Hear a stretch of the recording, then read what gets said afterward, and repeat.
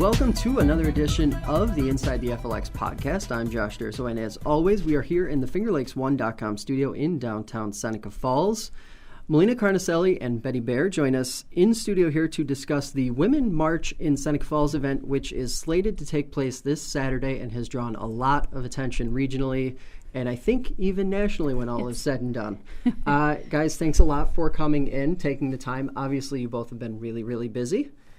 Have you taken a moment to sort of soak it in and like say, wow, that we're almost here? Yes, as a matter of fact, when I just saw Betty when we were walking into the studio, it was like, oh my goodness, this is really wonderful. It's really real and very energizing. It's actually exhilarating, and I've done a lot of organizing work in my life, but this is a major plateau. So before we get into the nitty-gritty of what's going to be happening on Saturday, each of you, tell us a little bit about yourselves, what led you to this point. If you'd like to go first. Okay. Yes, there is a bit of a story here, and I actually had a plan to go to D.C. with friends and a hotel reservation in the district and all that. And I had finalized that, and the very next morning, the first thought I had when I woke up was, oh my, there will be many, many folks in central New York and in this region who either don't want to go or can't make it to D.C. or to New York City. We should have one here. And Seneca Falls was, of course, the most obvious place. And so that's how the nugget of the idea began. Mm-hmm. And Becky Bly, who's a business owner here in town, is a person that I've known for over many years. So I just called her that day and said, what do you think about this idea? And her response was short and set everything in motion. She said, sure. Mm-hmm. So here we are. Right. Yeah. So for you are a adjunct professor at Hobart. No, I'm a professor at Hobart. Professor at Hobart. So talk to us a little bit about your personal background and how that led you to getting involved. Sure. I've been on faculty there since 1992. I'm a professor there, and I know Becky Bly as well, so it's a small world. And Becky Bly sent me an email and said, would you like to come and have a conversation about having a march in Seneca Falls? And I said, sure, but I'm going to D.C., and I had planned to go to D.C., but I was happy to join the conversation because it really is an opportunity, as I thought about it, and having students from different states, an opportunity for people to get together and address the issues and bring forward a voice that maybe hasn't been heard. Mm-hmm. So a lot of the things that students were trying to talk about last semester, trying to find a way to talk about, I thought this was an opportune time. So I was happy to go to the meeting, but I was still committed to the idea of going to D.C. I left the meeting thinking I would contribute some time and work on this, and now I am wholly immersed. Melina's leadership has been terrific, and it's a wonderful group to be working with. It's quite amazing to be working with this group of organizers. Now, if we could, the 411 on the event, how should people approach this? It's going to be a very busy morning and afternoon, to say the least, in Seneca Falls. Melina, if you could sort of walk us through what's going to be taking place. Oh, certainly. The general overview of the day's events, we're starting in the morning with a morning rally at the Women's Rights National Historical Park. Mm-hmm. There's a space there called First Amendment Declaration Park. It's the outdoor space. We're going to begin a rally at 10 o'clock in the morning on Saturday. Now, the 10 o'clock hour is important and strategic. It aligns with the Women's March in Washington. So that's the time when we will be in sync and in collaboration with the Women's March in Washington. So we have approximately 50 minutes of presenters and speakers in the morning at the morning rally. And then we will line up together. We're going to be lining up on Minders Street. Mm-hmm. So Minder Street is going to be closed off to traffic, and after our program in the morning at the park, line up on Minder Street, and then follow our leaders who are carrying a very beautiful banner depicting the place and date of our event. So we will then be walking 5 blocks to First Presbyterian Church on Cayuga Street. Mm-hmm. We'll be walking down State Street. We'll go out on 5 and 20 and then turn down State Street and head toward the church. At the church, we have several hours of program and over 30 presenters and musicians who are activists and passionate about political issues that are of concern to a whole lot of folk in this country. Current political concerns, and also concerns that are of political interest all over the world. Mm-hmm. So we have some very exciting poets mm-hmm. and speakers and authors and young people who are going to be speaking and playing their music. Now, you've both touched on this already. You spoke about the things that you hear students care about and have sort of rallied mm-hmm. around over the last few years. And then you just brought it back again to the issues. Mm. So let me ask one or both of you, what are sort of those core issues that you feel are really important to highlight in this type of event? Do you want to? Sure, I'm happy to start. Well, I think, there's a roster of them that came up and really came to light.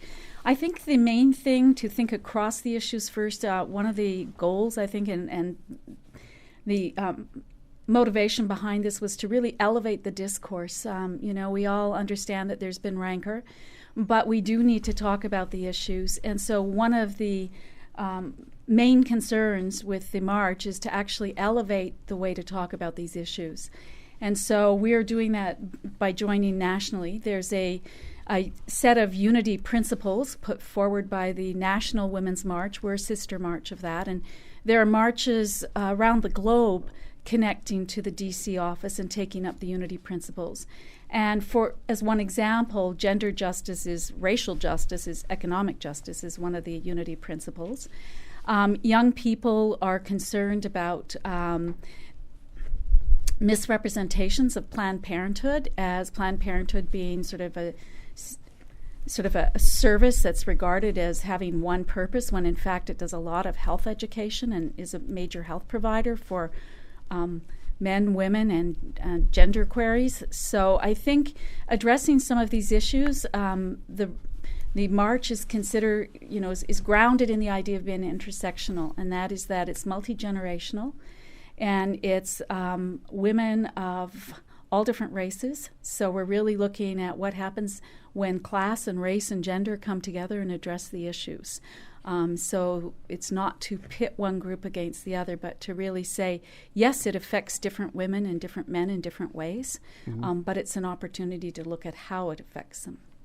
Now, being a former mayor of Auburn, as yourself, do you think that this is something that should, or this type of discussion should happen more often, to see more involvement, to have these types of events that sort of harness the idea of talking more on both sides?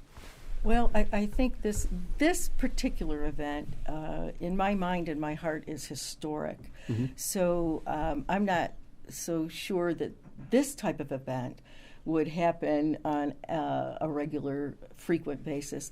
But this conversation does happen on a daily basis among groups of people, in families, in schools, mm-hmm.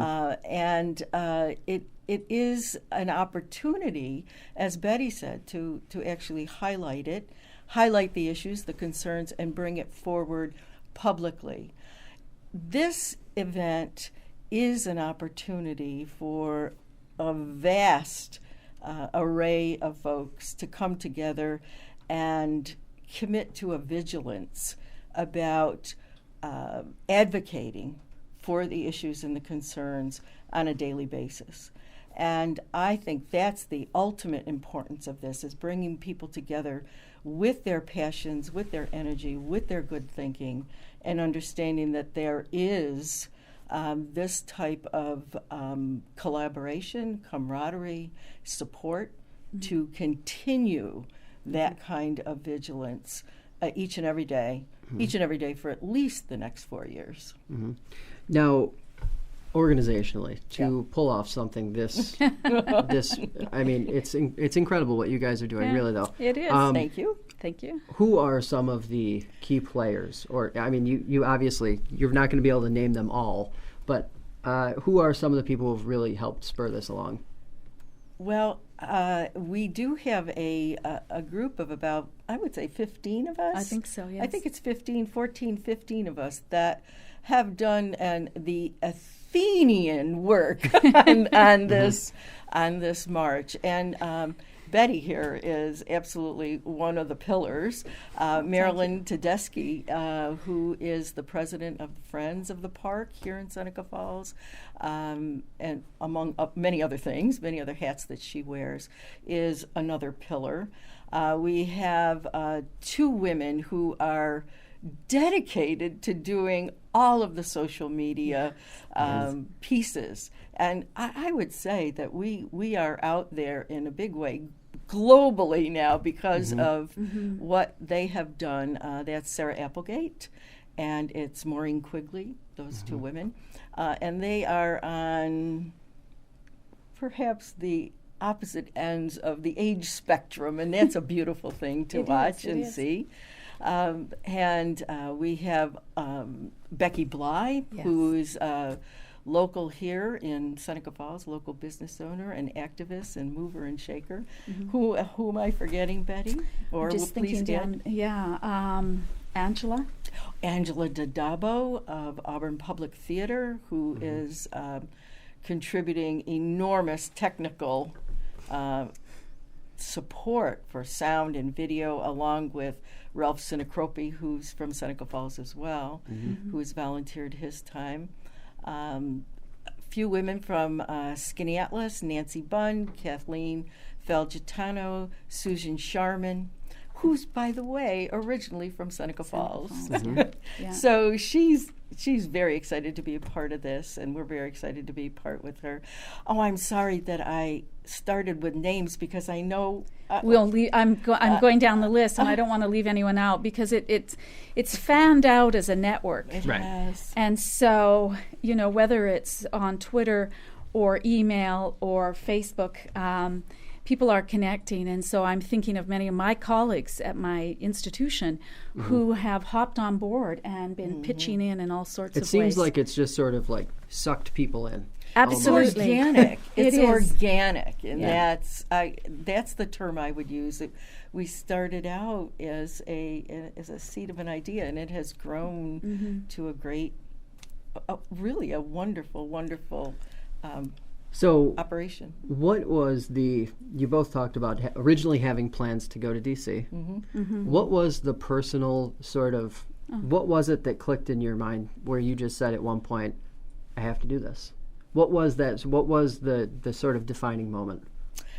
Well, okay, I will reveal now for the whole world to see that I did say that I had made the plan, and the night before I called Becky, and I made that call almost as soon as I woke up because I was in a dream state and thought, Seneca Falls, and it literally came to me like that.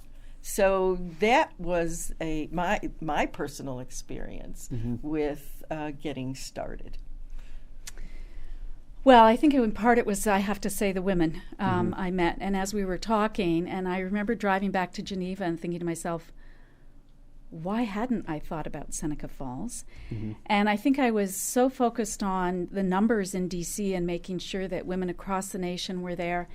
I didn't think about how women are actually doing this in so many different communities, women and men, in so many different communities, because to show that it's not just women who can get to D.C. or who can get to Seneca Falls. We were on an internet conference call one evening. I think it's called Maestro that you use, with the main organization, and there were over 50 women on this call. And it was amazing to be on the phone with them, listening to women from Hawaii, from southern states, and so on. And I think with each little step, my commitment deepened. And of course, then I don't know when it changed, but I do know that my partner at one point said, "You're not going to D.C., are you?" And there goes that. And there went that. So, but I have a commitment to Seneca Falls. I bring students here. I teach the history. And I think a lot of it just is so alive here. We often treat it as sort of just something from the past. But actually, Seneca Falls has always been a staging ground for the future. And I think that's the part that really caught my interest. May I? Sure. I wanted to go back to naming the women who have Yes, been absolutely. so much on this.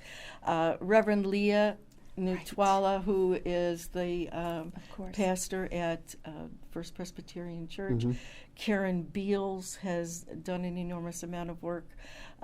Adrian Emo. Yes. And I think there'll probably be more names as I Pat sit here. Allness, I'm thinking. Yes, Pat Allness. And but I also want to just say how welcoming this community has been. I've done plenty of organizing in my time, but not here in Seneca Falls. And the major pieces that need to be done when you're creating an event such as this fell into place so easily and so quickly.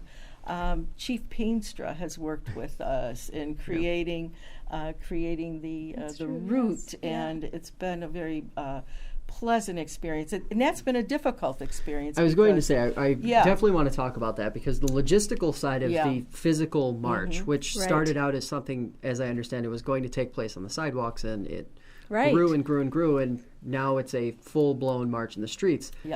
Talk to us a little bit about what that was like, living through that sort of it's uncertainty, right? Like, I mean, there was a lot of...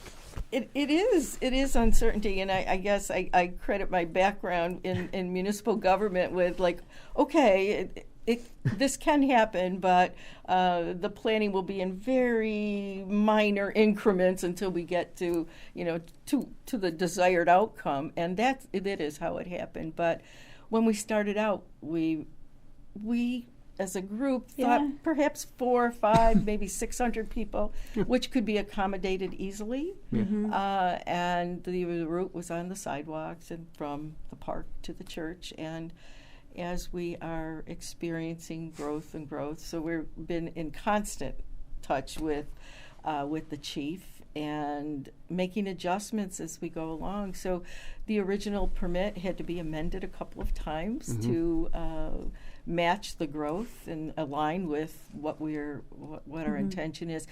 The intention from the very beginning has been to be a nonpartisan, peaceful event, inclusive of all people. And because of that, and because of that tone, I believe that is the underpinning that has attracted more and more people to be here in Seneca Falls. That's true. And I think that's absolutely a wonderful thing. There are other marches taking place around the country, correct? Yes, many. So Rochester, this isn't, Syracuse, Ithaca, Buffalo, Albany. Which sort of adds to the spectacle, I guess, of the fact that so many people are going to be coming to Seneca Falls for this particular march. Right. Now, some of the people who are going to be presenting, speaking, musical guests, etc., what were some of the sort of, as you guys went through the process of figuring out who was going to speak and such, what was that process like? Well, I think it was our initial the very initial meeting, where we talked about, well, what's this going to be about? We came up with the purpose, but also what voice did we want to be heard? And we all came from different perspectives, but as everyone said, what it was that was an important or a passion, that is what became the program. So we have incorporated all of those ideas, all of those topics, all of those concerns are going to be spoken, sung, read at our event. The second round of speakers starts at like noon and runs until like 3 or 4 now. That's a lot of Is there a number of how many speakers? I'm looking at the list sitting to the left of me, and I can't eyeball how many speakers there. It looks like a couple dozen at least. I think we're right at around 30. Okay. Yeah. 30 speakers and musicians in total, so there'll be 30 presentations. The morning is a bit different setup from the afternoon. The afternoon is going to be continuous presentations, one right after another, and the musical performances will be interspersed with the speakers. Right. In the morning, we have is formal a correct word? Or maybe a more... It is a little more formal. Maybe a little more ritual. formal. It's a sort of formal ritual to open the day. Yeah. A little more. A little Ceremonial. Gathering. Yeah. Gathering. It's a gathering. Mhm. And we have 2 featured speakers and 2 special guests, and we also have Diane Shenandoah, who is the faith keeper for the United Nations, and she is going to convene the assembly. So she will convene the assembly with blessing and music. So that's how we will begin. And that particular piece is significant because this area of New York, Central New York, the world, as, in my opinion, very sacred ground for human rights and civil rights. We as a nation in America, have learned from the Iroquois nation about women in leadership, effective women and effective leadership. And their legacy and culture was used as a framework and a foundation for creating our Constitution. So their lifestyle under their confederacy, under the Iroquois Confederacy, is and was the basis for our Constitution. So because of that, Diane opening is fitting. And we also have Doug George, who is Doug George Canutillo, who is an author and speaking on Iroquois. And we also have Sally Roche Wagner, who's the executive director of the Matilda Jocelyn Gage History Museum in Syracuse. So what we're presenting in the morning is the legacy that led us to today, and what we're doing in the afternoon is the legacy that we are creating today and sending to the future.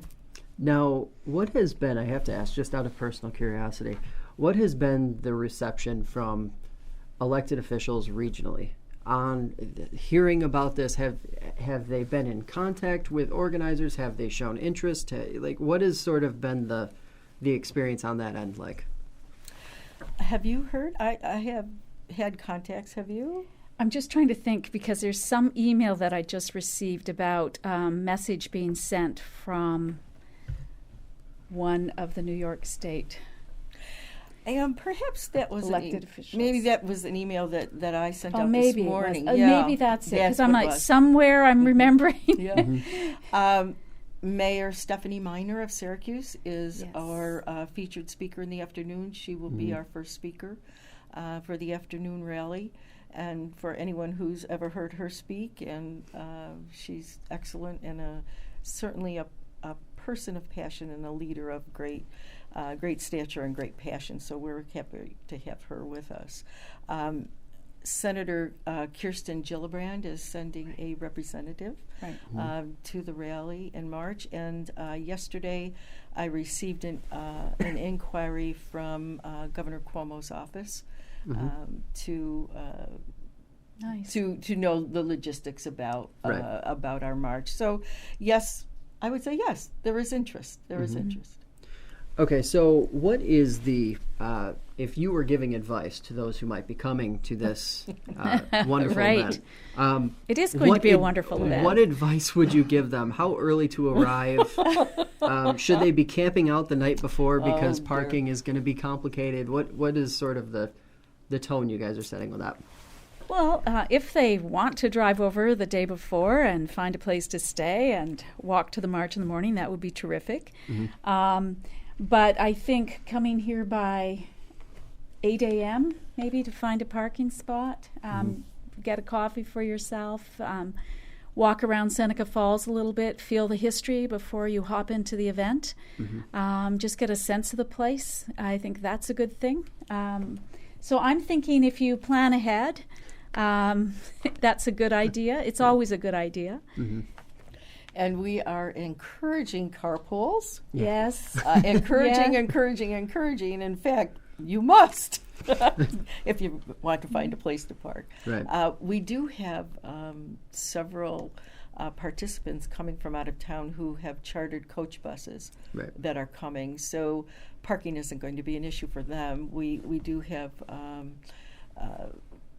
a bus lane for drop-off, and also a handicap access for people who need to just be dropped off near the park for the morning. So I agree with Betty. If folks really want to find a parking spot as early as they can arrive. The program is not going to begin until 10, but I think it's a beautiful idea to walk around.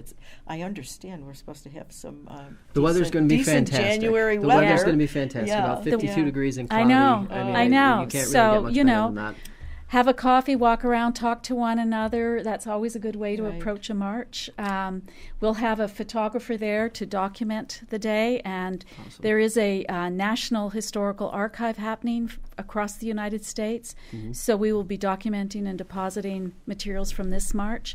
So it's there for history, but also so people can work on it for the future. So what is the sort of call to action that you guys are giving to people right now? If you're going to say, this is what we're here for and this is what we're going to do, what is that short message that you want people to know heading into this event? It is a call to action, and I think I touched on it a few minutes ago, but the call to action is to be vigilant about these issues and about these concerns each and every day. We're doing this to protect the rights that belong to women, that belong to all individuals and identifiable groups in this country, and people who are committed or recommitting to activism around social justice and equality in America. That is what this call to action is about. All right. Well, I really appreciate you guys coming on, taking time out of your really busy schedule this week. Thank you. Wish you the best of luck coming up, and we will, of course, be there supporting you guys doing your thing. Thank you very much. Thanks for having us. So that's going to do it for us today. Next week, we will be back with Joelle Murney-Karsten of the Seneca Falls Development Corporation on January 26th.